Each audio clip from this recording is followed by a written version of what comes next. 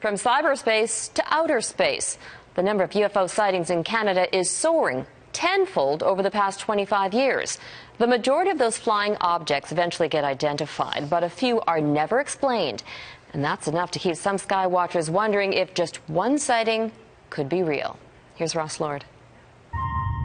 Blame it on Hollywood. But an increasing number of Canadians insist the drama surrounding unidentified flying objects is real. There was a very bright light, and I kept watching, and it just sort of came right up, right across, just floating like it was floating.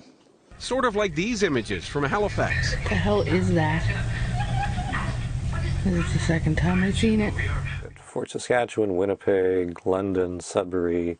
This Winnipeg science writer has never seen one, but Chris Rutkowski works with a network of observers on an annual UFO survey. It doesn't automatically say the aliens are invading and landing in Mississauga. What it does say is that people are seeing some very unusual objects, many of which we can't ascribe to a simple explanation. And UFO sightings in Canada are soaring to new heights. When they started keeping track 25 years ago, there were barely more than 100 a year. Since then, a steady increase, spiking to almost 2,000 2 years ago. Last year was the second highest number on record. Only about 14 or 15% of the cases in 2013 are unexplained. Just enough mystery to keep UFO believers wondering. Occasionally I've noticed things that were moving across the sky that were not planes or satellites, just a different color, a different shape. And even the experts admit there likely are advanced civilizations out there somewhere. Maybe there's ways around the laws of physics or ways of traveling that we haven't even conceived of yet. And why they would want to come to Earth, I don't know. Might be the scenery or the weather.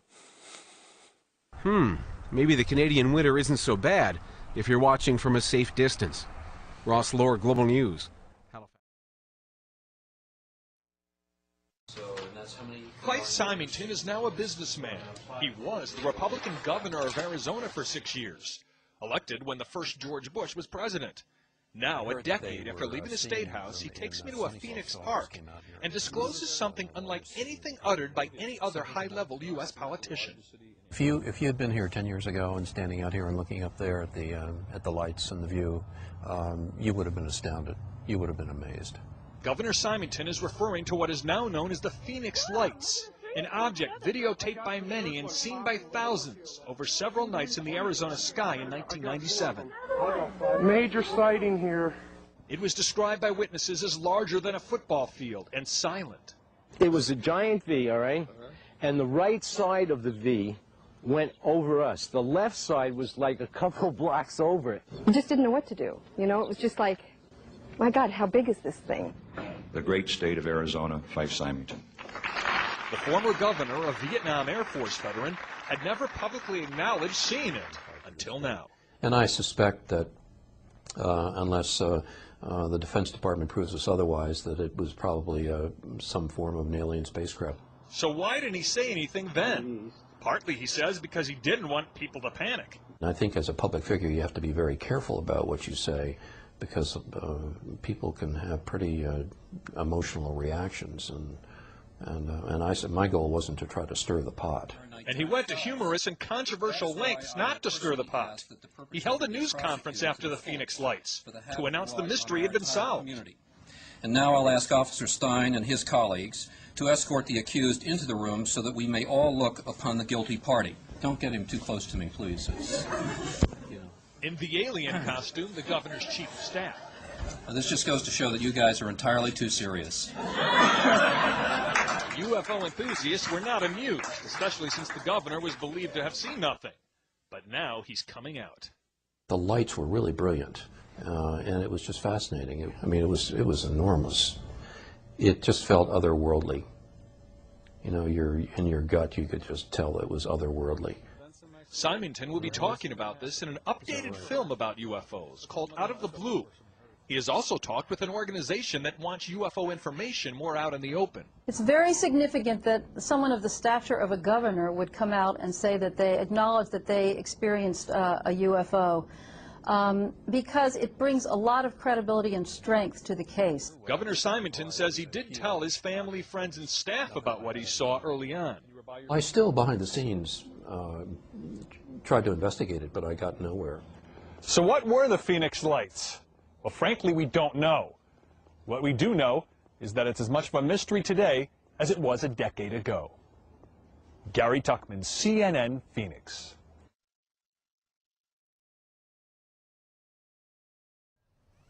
Interesting lights here.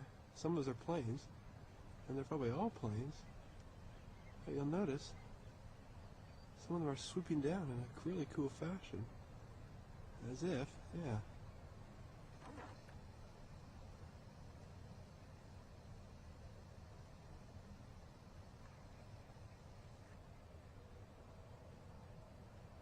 Not sure what those guys think they're doing.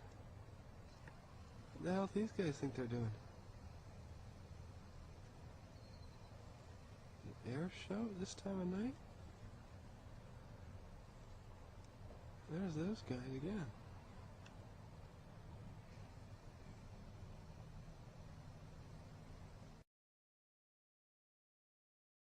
Well, lights up in the sky aren't really that unusual around the new year. However, some Cleveland residents say they saw something more than your typical firework display. Eyewitness News reporter Katie McCall joins us live with the story, all new at 6. Katie? Gina, a Cleveland woman who says she has never before spotted a UFO swears that she saw one hovering in the trees right over US 59. Now, a UFO investigator is looking into whether this was a plane, a helicopter, or something from out of this world. Just there, like, this. On December 30th, Lauren Harris was on Highway 59 in Cleveland when a brightly lit cylinder hovering in the sky caused her to pull over. Strange, like the lights were pulsating on it and it would disappear for a few seconds and it would reappear in the same spot. And then we noticed too that it wasn't moving at all. So we're like, no, that can't be an airplane, and what would a helicopter be doing this late at night over the wood? I think it was a UFO. The nursing student says she tried to document the encounter. I put my phone up like this and I tried taking a picture of it, and then I put it back down and it was gone. But never expected to be taken seriously. To her surprise, Fletcher Gray from MUFON, the Mutual UFO Network, is investigating. I have verified over 345 cases. Gray looks into reports of extraterrestrial vehicles, alien encounters, and aircraft modeled after alien vehicles not acknowledged by the government. This was verified by 2 independent witnesses. This is a UFO because we don't know if it belongs extraterrestrial or if it's one of our own. Here's a lady that supposedly had a transplant where she'd been abducted. These ETs or extraterrestrials are moving from one star system to the next. Gray believes a Cleveland police officer saw the same thing Harris did, and he's trying to obtain dash cam video. He's also looking into this reported sighting in Houston. His message to UFO observers: don't be afraid to speak up. Always contact MUFON and to make their reporting sightings as long as they're credible. The police chief in Cleveland tells me he is not aware of any such sighting or dash cam video within the department. Gray says that is very common in his line of work, and it will not stop his investigation. We're live in Cleveland. Katie McCall, 13 Eyewitness News. So we would like to know what you think about this investigation. Log on to our Facebook page and join the conversation. And if you saw one of those unexplained lights, well, why don't you share your photos with Eyewitness Reports? Just email them to news@abc13.com.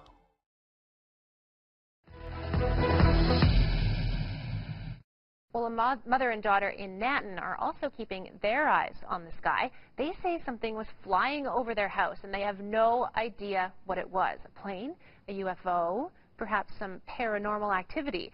Our Nadia Stewart gets to the bottom of it. Usually the lights shining bright above Sam Martini's Nanton home are the sun, moon, and stars. But on Sunday, she saw something a little different. It rose so slowly, and then when it came at us, it came so quickly.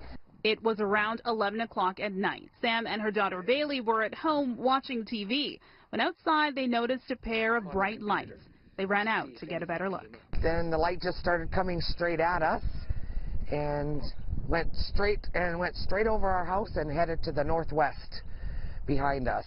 These blurry pictures, the only evidence of what they saw. Whatever it was, it frightened the cattle. It was unlike anything Sam had seen before. The way those white lights were hanging in the sky as long as they were, and they didn't change color and they didn't change size for so long, that just makes me wonder. Sightings like these are more common than you may think. According to the Canadian UFO survey, there were 1,180 sightings last year, more than 100 in Alberta alone. And experts say there have been reported sightings of paranormal activity in Nanton before. Between the pictures and witnesses, experts say on the surface it's an unusual case, and probably an explainable one too. They aren't quite convinced that this is paranormal activity. The shaking of the object or the movement of the object, that looks like a camera with a time exposure on it that may have been bumped. It looked very sporadic. So a UFO? Probably not, say the experts, but he and others are fans of anything that gets Albertans gazing up into the night sky. Nadia Stewart, CBC News, Calgary.